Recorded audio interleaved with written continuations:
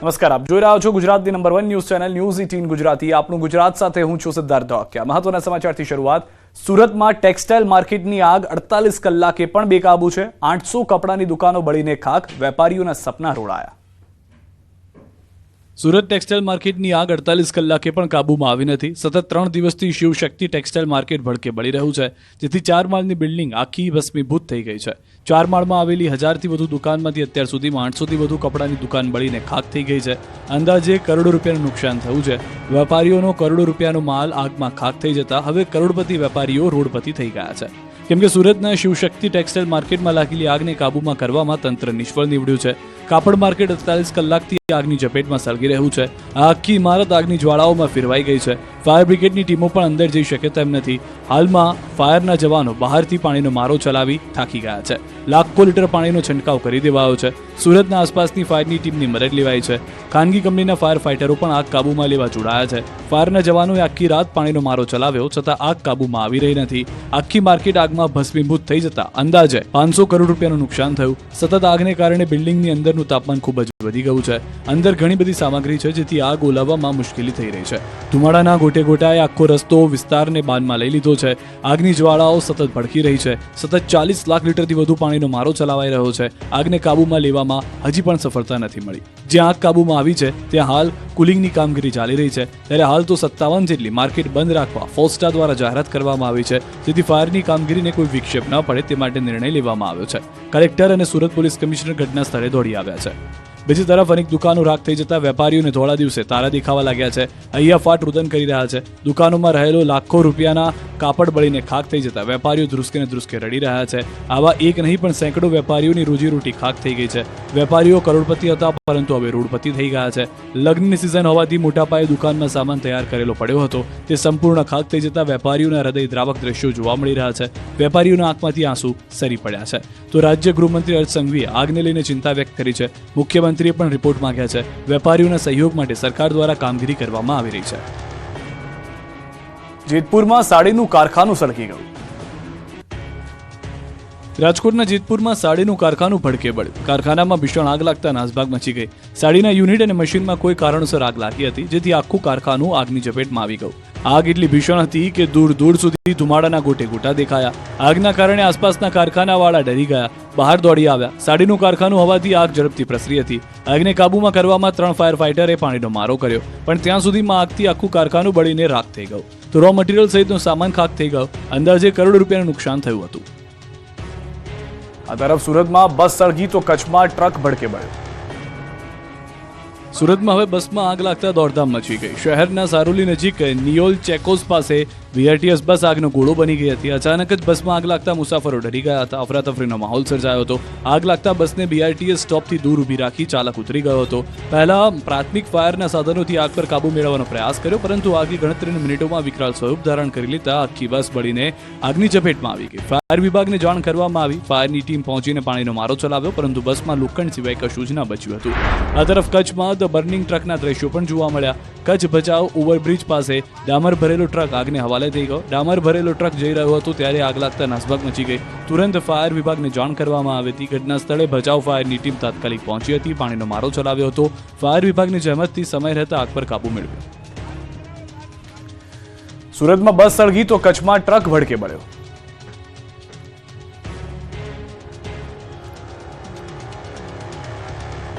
તો બનાસકાંઠા જિલ્લાના અમીરગઢ તાલુકાના ખુણિયા ગામ નજીક રાજસ્થાનની ST બસ અને બોલેરો ગાડી વચ્ચે ગંભીર અકસ્માત સર્જાયો. આ દુર્ઘટનામાં 5 લોકોના ઘટના સ્થળે જ મોત નીપજ્યા છે, જ્યારે અન્ય મુસાફરોને નાની મોટી ઈજાઓ પહોંચી છે. જ્યારે લાશોને બહાર કાઢવા માટે બોલેરાના પતરા તોડ્યા હતા અને JCBની મદદ લેવાઈ હતી. મૃતકના 2 મહિલા, 2 બાળક અને 1 પુરુષ સામેલ છે. કુલ મળી 5ના મોત થયા છે. તમામ મૃતકો અમીરગઢ તાલુકાના ધનપુરા વિરમપુર ગામના વતની છે.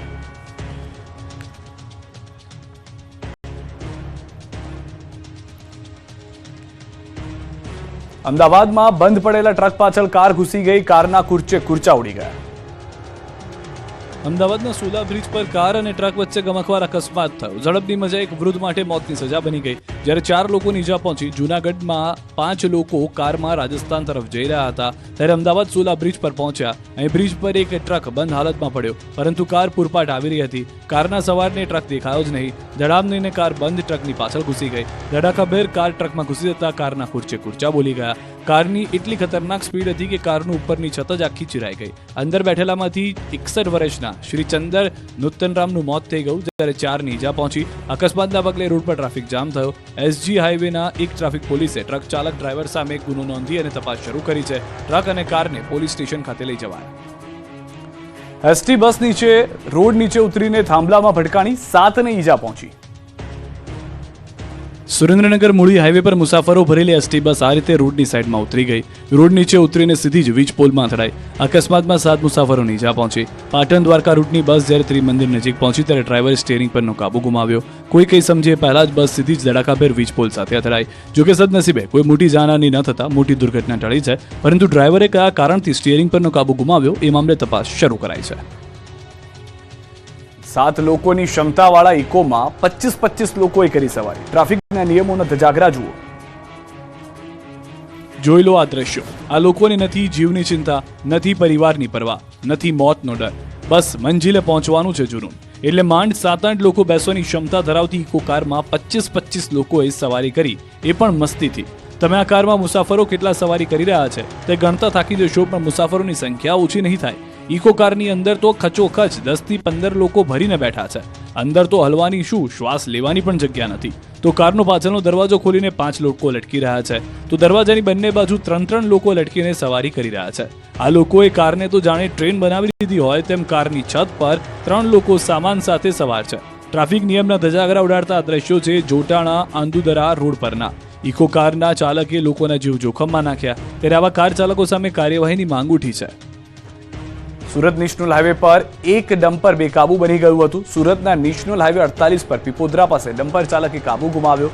બેફામ જતું ડમ્પર ડિવાઈડર કૂદીને રોડની બીજી સાઈડમાં આવીને પલટી ગયું હતું. ત્યારે જ એક કાર ચાલક આવી રહ્યો હતો, પરંતુ કારની સ્પીડ ધીમી હોવાથી કાર ચાલક બચી ગયો, નહીં તો કારનો બુકડો બોલી જાત. રેતી ભરેલ ડમ્પર પલટી જતા એક તરફના માર્ગ પર લાંબો ટ્રાફિક જામ સર્જાયો.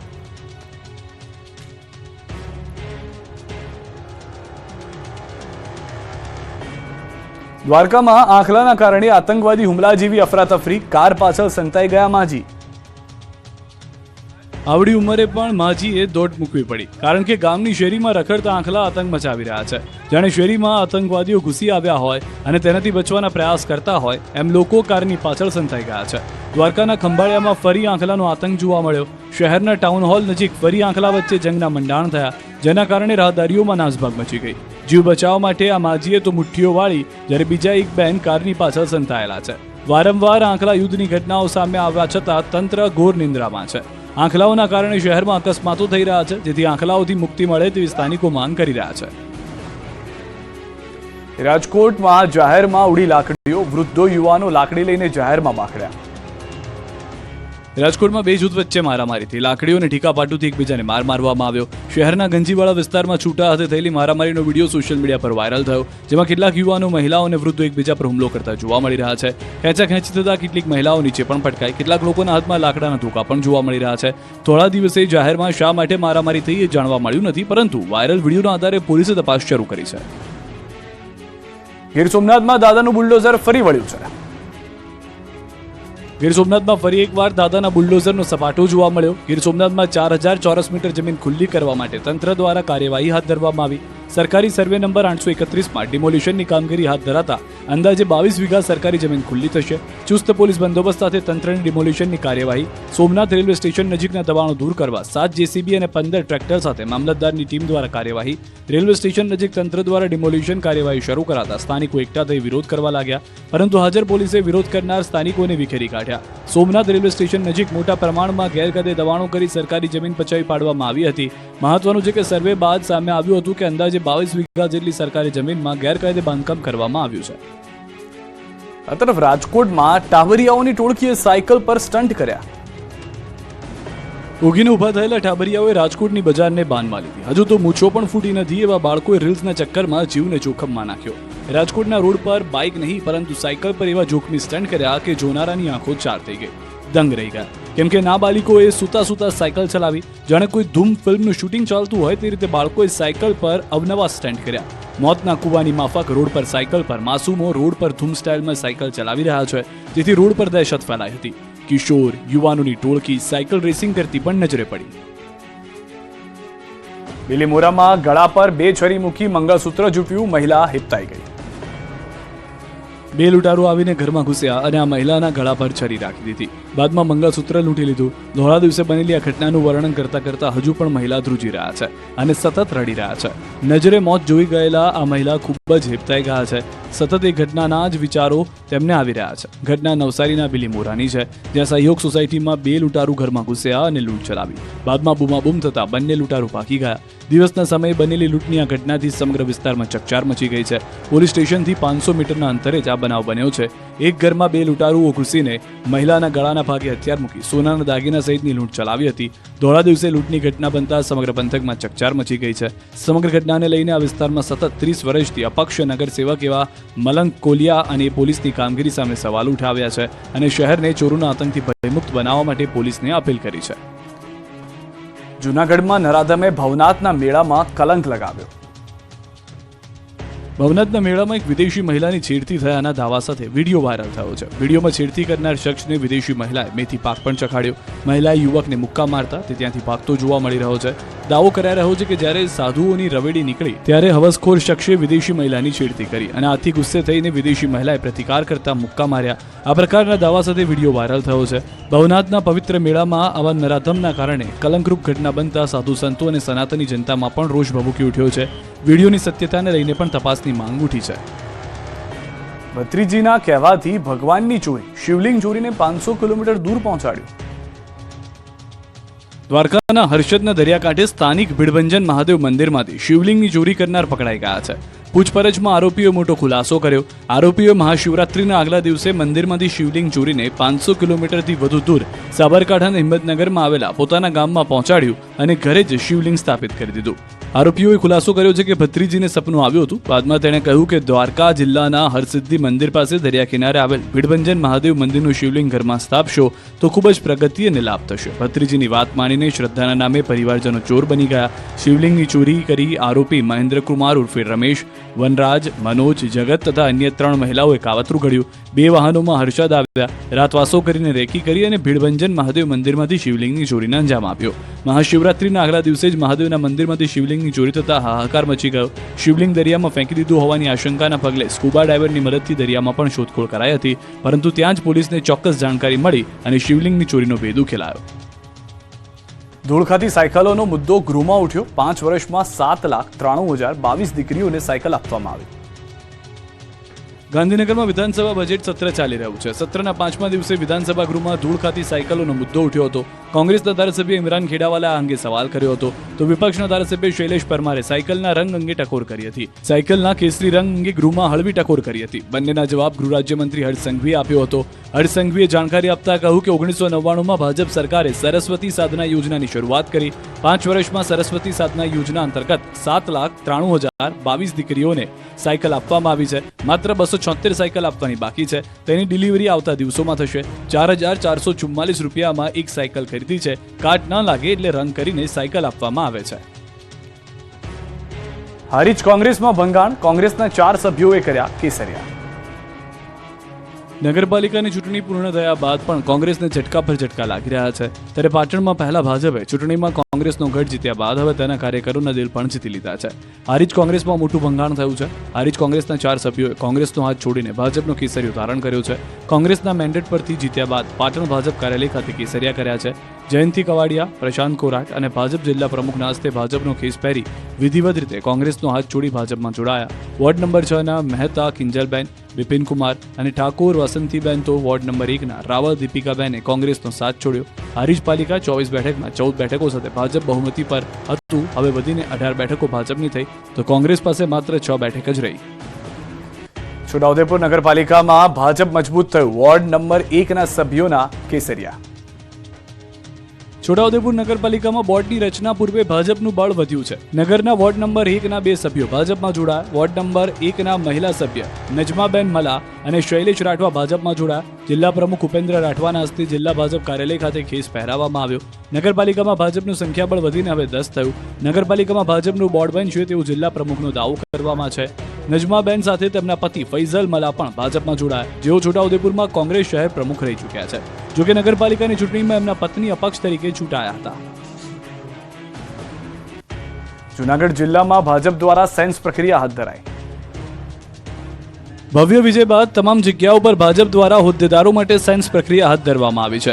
જૂનાગઢ જિલ્લાની 6 નગરપાલિકા તેમજ રાજ્યમાં માત્ર એક જૂનાગઢ મહાનગરપાલિકાની ચૂંટણી યોજાઈ હતી, જેમાં ભાજપે 60 બેઠકોમાંથી 48 બેઠકો પર વિજય પ્રાપ્ત કર્યો છે.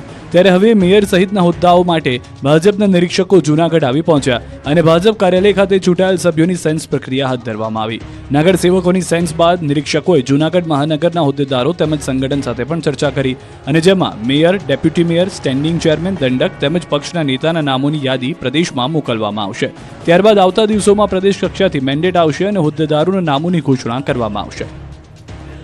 ગોંડલમાં નગરપાલિકાના પ્રમુખ માટે સેન્સ પ્રક્રિયા હાથ ધરાઈ. ગોંડલ માર્કેટિંગ યાર્ડ ખાતે ધોરાજી, જેતપુર, જસદણ, ઉપલેટા, ભાયાવદર નગરપાલિકા પ્રમુખ, ઉપપ્રમુખ, કારોબારી ચેરમેન, દંડક, શાસક પક્ષના નેતાની સેન્સ પ્રક્રિયા હાથ ધરવામાં આવી. સેન્સ પ્રક્રિયામાં નિરીક્ષક તરીકે ગુજરાત પ્રદેશ ભાજપ મંત્રી ઝવેરભાઈ ઠાકરાર અને ગુજરાત પ્રદેશ ભાજપ કિસાન મોરચાના મહામંત્રી હિરેનભાઈ હિરપરા ઉપસ્થિત રહ્યા. 5 નગરપાલિકાના ચૂંટાયેલ સદસ્યો સેન્સ પ્રક્રિયામાં ભાગ લીધો. ગોંડલ ખાતે મોટી સંખ્યામાં ભાજપના કાર્યકરો ઉપસ્થિત રહ્યા. નિરીક્ષકો દ્વારા જસદણ, ધોરાજી, ઉપલેટાની સેન્સ પ્રક્રિયા પૂર્ણ કરી. આગામી 24 કલાક ગરમી તાંડવ મચાવશે, યલો એલર્ટ. ગુજરાતમાં કાળઝાળ ગરમી લોકોનો પરસેવો છોડાવી રહી છે. માથાફાડ તડકો પડવાનું શરૂ થઈ જતા લોકો અત્યારથી જ પરેશાન થઈ ગયા છે. મોટાભાગના શહેરમાં ગરમીનો પ્રકોપ જોવા મળી રહ્યો છે. ફેબ્રુઆરીમાં જ કાળઝાળ ગરમીથી હાહાકાર મચી ગયો છે. આગામી દિવસોમાં ગરમી તાંડવ મચાવશે. હવામાન વિભાગે આગાહી કરી છે કે આગામી 24 કલાકમાં 2 થી 4 ડિગ્રી તાપમાન ઉંચકાશે, એટલે લોકોને કામ વગર બપોરના સમયે બહાર ન નીકળવા અપીલ કરી છે.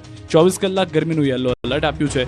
રાજ્યના કાંઠા વિસ્તારમાં ભારે ગરમી પડશે. સમુદ્ર કિનારા વિસ્તારમાં ગરમ પવન ફૂંકાશે. રાજસ્થાનના સક્રિય સર્ક્યુલેશનની અસરે ગરમી ભૂક્કા બોલાવશે. દરિયાકાંઠાના વિસ્તારમાં ભેજને કારણે બફારાનું પ્રમાણ પણ વધ્યું છે, જેથી હવામાન વિભાગે આગામી 24 કલાક માટે રાજ્યના સમગ્ર દરિયાકાંઠાના વિસ્તારમાં યલો એલર્ટ જાહેર કર્યું છે. ફેબ્રુઆરી મહિનો પૂરો થતા તાપમાનનો પારો 40 ડિગ્રીએ પહોંચી ગયો છે. 3 શહેરમાં તાપમાનનો પારો 40 ડિગ્રીને પાર પહોંચી ગયો છે. રાજ્યના 4 જિલ્લામાં 38 ડિગ્રીથી વધુ તાપમાન છે. અમરેલી, રાજકોટ, કેશોદ સહિત 38 ડિગ્રીથી વધુ તાપમાન નોંધાયું. અમદાવાદમાં 36.8 ડિગ્રી, જ્યારે રાજકોટમાં 38.7 ડિગ્રી તાપમાન થયું. માર્ચ મહિનામાં ખેડૂતો સાચવજો, પ્રથમ અઠવાડિયામાં ત્રાટકશે ઘાતક માવઠું. 2 થી 3 ઇંચ સુધી વરસાદ પડશે. ગુજરાતના ખેડૂતો 5-6 દિવસ સાચવીને રહેજો. ફરી એકવાર માર્ચ મહિનાની શરૂઆતમાં ઘાતક માવઠું આવી રહ્યું છે. ખેડૂતોના ખેતરમાં ઊભા પાકની પથારી ફેરવવા માટે ફરી એકવાર આકાશમાં આફતના વાદળો ઘેરાવાની આશંકા છે. હવામાન નિષ્ણાંત અંબાલાલ પટેલે ખેડૂતોને માવઠાને લઈને સાવધાન રહેવાની અપીલ કરી છે. અંબાલાલે આગાહી કરી છે કે માર્ચ મહિનામાં પણ પશ્ચિમી વિક્ષેપો આવશે. આવતીકાલથી તાપમાન ફરી ઘટી શકે છે. 6 માર્ચથી ફરી તાપમાન ઉંચકાઈ શકે છે. પ્રથમ અઠવાડિયામાં વાદળો ઘેરાશે અને કેટલાક ભાગોમાં માવઠું પડી શકે છે. 1 થી 3 માર્ચ સુધી ચિંતાના વાદળો છવાશે. ગુજરાતના ઘણા ભાગોમાં વાદળછાયું વાતાવરણ રહેશે. રાજસ્થાનના સરહદી ભાગોમાં વરસાદી છાંટા પડી શકે. માર્ચમાં ઘણા વાતાવરણમાં પલટા જોવા મળશે. 4 માર્ચથી ફરી એક પશ્ચિમી વિક્ષેપ આવશે. 4 થી 10 માર્ચે હવામાનમાં ફરી પલટો આવશે. વાદળછાયું વાતાવરણથી કૃષિ પાકને અસર સંભવ છે. ઊભા કૃષિ પાકમાં રોગ આવવાની શક્યતા વધુ છે. કેટલાક ભાગોમાં જ વરસાદી છાંટા પડી શકે છે, તો કેટલાક ભાગમાં 2 થી 3 ઇંચ જેટલો વરસાદ ખાબકશે. 7 માર્ચથી ફરી તાપમાનમાં વધારો જોવા મળશે. દક્ષિણ ગુજરાતના ભાગોમાં ગરમીનો પ્રકોપ રહેશે. દક્ષિણ ગુજરાતમાં પારો 41 ડિગ્રી પહોંચી શકે છે. ઉત્તર ગુજરાતમાં પારો 38 ડિગ્રીએ પહોંચી શકે છે, તો કચ્છ, ઉત્તર ગુજરાતમાં પવનનું જોર વધી શકે છે. બનાસકાંઠાના જસરા ગામે ઘોડાની હણહણાટી, 80ની ઝડપે 800 ઘોડાની રેસ યોજાઈ. 800 અશ્વની હણહણાટીથી બનાસકાંઠાનું જસરા ગામ ગુંજ્યું. એકથી એક ચડિયાતા ઘોડાએ અશ્વ રેસમાં ઉતરી શક્તિ પ્રદર્શન કર્યું. બનાસકાંઠાના જસરા ગામે 7 દિવસીય અશ્વ મેળાનું આયોજન થયું હતું. યોજાયેલા મેળામાં દેશભરમાંથી 800થી વધુ અશ્વ સવારોએ ભાગ લીધો હતો. બુઢેશ્વર મહાદેવ મેળા સમિતિએ પશુપાલન અને પ્રવાસન વિભાગના સહયોગથી સતત 14મા વર્ષે પણ મેળામાં એકથી એક સારી નસલના અશ્વોએ આકર્ષણ જમાવ્યું. મેળામાં અશ્વ જ નહીં, ડોગ શો સહિતની સ્પર્ધાઓ પણ યોજાઈ. મેળાના અંતિમ દિવસે અશ્વ દોડ થઈ હતી. અશ્વ સંસ્કૃતિને જીવતી રાખવા અને બિરદાવવા બનાસકાંઠાના લાખણી તાલુકાના જસરા ગામના લોકોના ટોળે ટોળા એકઠા થયા હતા. અહીં ખાસ કરીને મારવાડી અને કાઠિયાવાડી નસલ સહિત અનેક નસલોના અશ્વોએ ભાગ લીધો હતો. 7 દિવસીય યોજાયેલા મેળામાં ગુજરાત જ નહીં પરંતુ અન્ય રાજ્યોમાંથી પણ અશ્વ સવારો સહિત પોલીસ ઘોડેસવારો પણ આ સ્પર્ધામાં પહોંચી પોતાના અશ્વના કરતબો પ્રદર્શિત કર્યા હતા. યુવા અશ્વ સવારોના જલવો જોવા મળ્યો હતો. ઘોડાઓની દોડતી જમીનમાં ભૂકંપ જેવો અનુભવ થયો હતો. લાખણીના જસરા ગામે અશ્વ મેળામાં અહીંયાથી હૈયું દળાય એવી ભીડ જામી હતી. અશ્વપાલકો પોતાના અશ્વને સાચવે તે માટે યોજાયેલા મેળાને જોવા માટે આજુબાજુના 100થી પણ વધુ ગામના લોકો ઉમટી પડ્યા હતા. લોકોએ અશ્વ મેળામાં વિવિધ રમતો જોઈને મંત્રમુગ્ધ થઈ ગયા હતા. વડોદરામાં શાળાના ટ્રસ્ટીઓના ડખાથી વિદ્યાર્થીઓ રજળી પડ્યા. વડોદરામાં શાળાના ટ્રસ્ટીઓના ડખાથી વિદ્યાર્થીઓ રજળ્યા હતા. શહેરના ગુરુકુળ 4 રસ્તા પાસે આવેલી નારાયણ વિદ્યાલયમાં ચાલુ શાળાએ જુલાઈ 2024માં દિવાલનો ભાગ ધરાશાયી થવાની ઘટના બાદ સુરક્ષાના ભાગરૂપે સ્કૂલ બંધ કરી દેવામાં આવી છે. જોકે ટ્રસ્ટીઓના આંતરિક ડખા હોવાને કારણે બંધ રખાયેલી સ્કૂલનો ભોગ વિદ્યાર્થીઓ બની રહ્યા છે. વિદ્યાર્થીઓ શિક્ષકોને અન્ય શાળામાં મોકલી દેવામાં આવે છે, પરંતુ વિદ્યાર્થીઓને વાલીઓ દ્વારા સ્થળાંતર કરવામાં આવેલી સ્કૂલમાં સુવિધાનો અભાવ હોવાનું કારણ રજૂ કરી સ્કૂલ પુનઃ શરૂ કરવા માંગ કરી રહ્યા છે. વિદ્યાર્થીઓને વાલીઓએ પોસ્ટર્સ સાથે ધરણા દેખાવો કરી સ્કૂલ શરૂ કરવા માંગ કરી હતી. પોસ્ટરમાં લખ્યું છે કે એક નિર્ણય અનેક ભવિષ્ય. શું અમને આ શાળામાં ભણવાનો અધિકાર નથી? અમારા બાળકોના ભવિષ્યને બગાડીને ખુશ છો તમે? અમારો શું વાંક? ટ્રસ્ટીઓ સાથે લડીશું, બાળકોનું ભવિષ્ય બચાવીશું. અમેરિકામાં એક બાળક માટે શરૂ કરે છે શાળા, અહીંયા 2000 બાળકોને બંધ કરે છે શાળા. વાહ ટ્રસ્ટીઓ વાહ! વાલીઓની ફરિયાદ છે કે સંચાલકો ફોન કરીએ તો ફોન ઉપાડતા નથી. અમે સ્કૂલથી બીજી સ્કૂલ કરીને થાકી ગયા છીએ. આ મુદ્દે ગાંધીનગર સુધી રજૂઆત કરી છે, પરંતુ ટ્રસ્ટીઓના પેટનું પાણી હલતું નથી. હાલ તો અંદરના ઝઘડાના કારણે બાળકોનું બલિદાન અપાઈ રહ્યું છે. બાળકો જ નહીં, શિક્ષકો પણ પરેશાન છે. આજથી ધોરણ 10 અને 12ની પરીક્ષાનો પ્રારંભ થયો. પ્રથમ પેપર સરળ નીકળતા 14.5 લાખ વિદ્યાર્થીઓ ખુશખુશાલ. ગુજરાતમાં આજથી ધોરણ 10 અને 12 બોર્ડની પરીક્ષાનો પ્રારંભ થયો. ગુજરાત માધ્યમિક અને ઉચ્ચતર માધ્યમિક શિક્ષણ બોર્ડની ધોરણ 10 અને 12ની પરીક્ષાનું પ્રથમ પેપર પૂર્ણ થયું. 14,28,000 વિદ્યાર્થીઓની પરીક્ષા શરૂ. સવારે 9:15 વાગે તમામ પરીક્ષા કેન્દ્રો પર બાળકોનું ચેકિંગ કરી ફૂલ, ચોકલેટ, પેન અને તિલક કરી પ્રવેશ આપવામાં આવ્યો. વિદ્યાર્થીઓ સમય પહેલા જ પરીક્ષા કેન્દ્રો પર પહોંચી ગયા. ધોરણ 12નું બપોરે 3 વાગે પેપર શરૂ થયું. તેમને પણ તિલક, ફૂલ આપી પ્રવેશ કરવામાં આવ્યો. આ વર્ષે ધોરણ 10 અને 12ની સામાન્ય પ્રવાહ તથા વિજ્ઞાન પ્રવાહના મળીને કુલ 14,28,175 વિદ્યાર્થીઓ પરીક્ષા આપી રહ્યા છે. ધોરણ 10ના બોર્ડના પ્રથમ ભાષાનું પેપર હતું, જેમાં ગુજરાતી મીડિયમના વિદ્યાર્થીઓને ગુજરાતી અને અંગ્રેજી મીડિયમના વિદ્યાર્થીઓને અંગ્રેજી ભાષાનું પેપર હતું. જ્યારે 12 સામાન્ય પ્રવાહની પરીક્ષા આપનાર વિદ્યાર્થીઓનું પ્રથમ પેપર અર્થશાસ્ત્ર અને 12 વિજ્ઞાન પ્રવાહની પરીક્ષા આપનાર વિદ્યાર્થીઓનું પ્રથમ પેપર ભૌતિક વિજ્ઞાન હતું. પ્રથમ પેપર એકંદરે સરળ રહેતા વિદ્યાર્થીઓના ચહેરા પર ખુશી જોવા મળી હતી. પરીક્ષાને લઈને પરીક્ષા કેન્દ્ર બહાર વાલીઓનો જમાવડો જોવા મળ્યો. પોલીસે પણ પરીક્ષાર્થીઓની મદદ કરી હતી. અમદાવાદ કલેક્ટર સુજીત કુમાર વિદ્યાર્થીઓને ગુલાબનું ફૂલ આપી આવકારતા જોવા મળ્યા. અમદાવાદ જિલ્લા શિક્ષણ અધિકારી રોહિત ચૌધરી પણ હાજર રહ્યા. અમદાવાદ જિલ્લામાં ધોરણ 10માં 1 લાખથી વધુ તો ધોરણ 12 સાયન્સમાં 13,000થી વધુ, જ્યારે ધોરણ 12 સામાન્ય પ્રવાહમાં 53,000થી વધુ વિદ્યાર્થીઓ પરીક્ષા આપી. અમદાવાદ શહેરમાં 185 બિલ્ડિંગ અને ગ્રામ્યમાં 147 સ્થળો પર પરીક્ષા કેન્દ્રો ગોઠવવામાં આવ્યા. ત્યારે શિક્ષણ મંત્રી કુબેર ડિંડોરે શુભેચ્છા પાઠવી. ગાંધીનગર સરગાસાની રેડિયન્ટ શાળા ખાતે શિક્ષણ મંત્રી કુબેર ડિંડોર અને રાજ્યકક્ષાના મંત્રી પ્રફુલ પાનસેરિયાએ વિદ્યાર્થીઓને પરીક્ષાને લઈને શુભેચ્છા પાઠવી હતી. વિદ્યાર્થીઓને પેન, પેડ આપીને પરીક્ષા અંગે શુભકામના આપી હતી.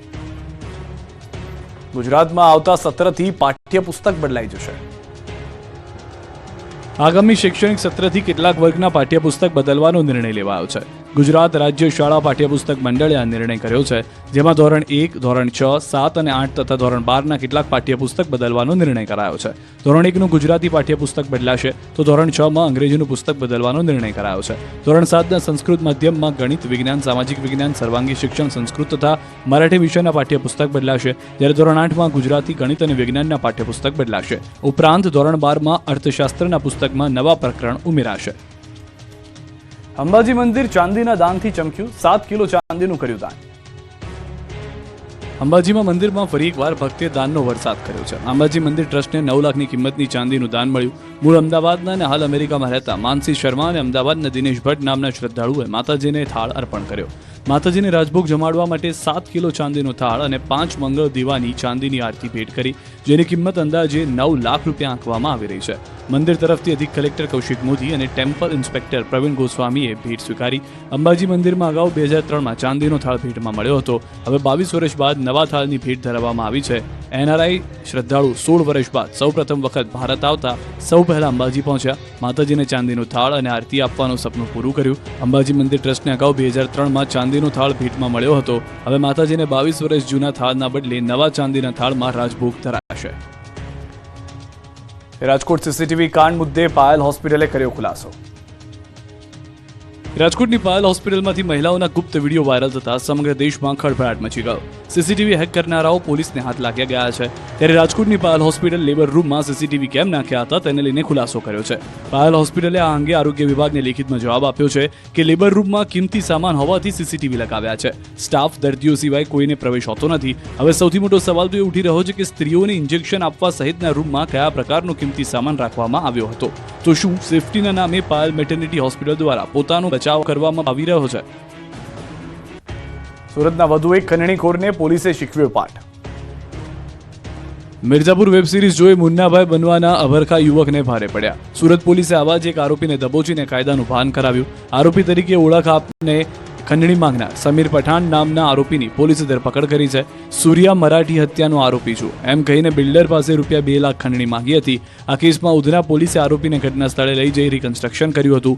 પોલીસે બરાબરનો પાઠ ભણાવતા ખંડણીખોર બિલાડી બની ગયો હતો. સીધો દોર થઈ માફી માંગતો નજરે પડ્યો.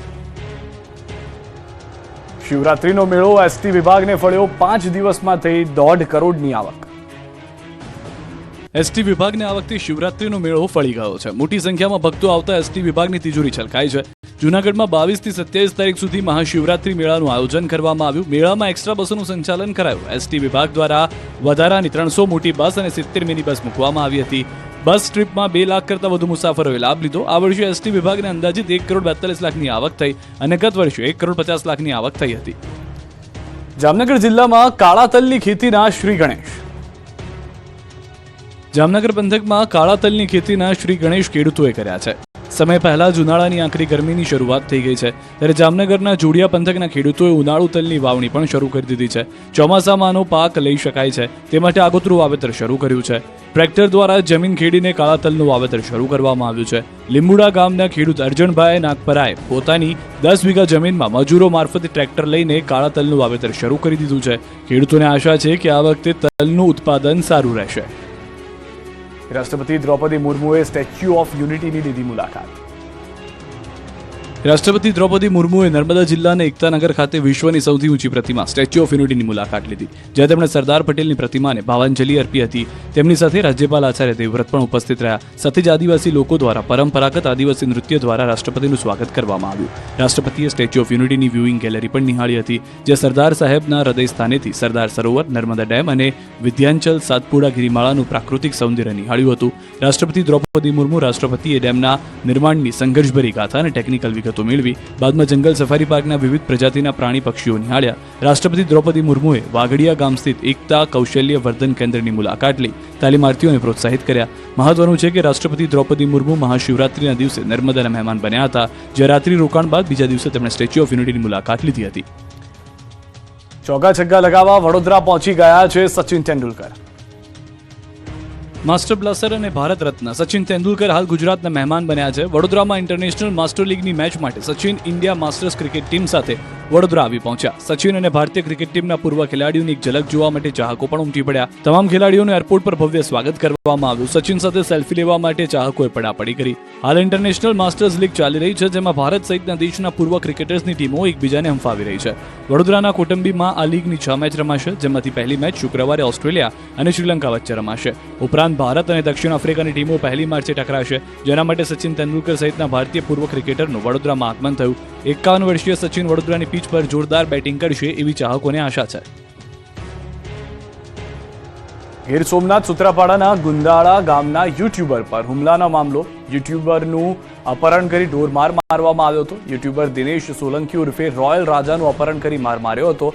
અપહરણ કરી માર મારતા અને મૂછો કાપતો વિડીયો સોશિયલ મીડિયામાં વાયરલ કર્યો હતો. આરોપીઓએ અલ્ટો કારમાં અપહરણ કરી એક ગોળના રાબડા પર લઈ ગયા હતા, જ્યાં મારામારી કરી યુટ્યુબરને મૂછો કાપવામાં આવી હતી. સમગ્ર ઘટનાનો વિડીયો સોશિયલ મીડિયામાં વાયરલ થયો છે. ઘટનામાં યુટ્યુબરે કુલ 13 લોકો સામે ફરિયાદ નોંધાવી હતી, જેમાંથી અત્યાર સુધીમાં 7 આરોપીની પોલીસે ધરપકડ કરી લીધી છે. આપણું ગુજરાતમાં અત્યારે બસ આટલું જ. આપ જોતા રહો ગુજરાતની number 1 news channel news 18 Gujarati.